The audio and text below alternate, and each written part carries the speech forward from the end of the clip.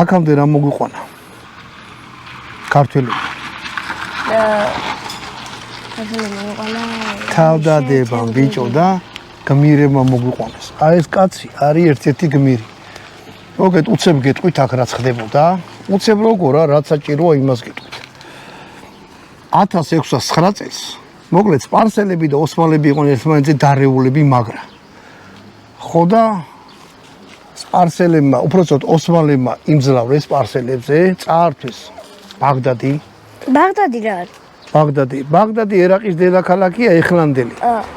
მაშინ ერაყი არ ერქვა, ბაღდადი აიღეს.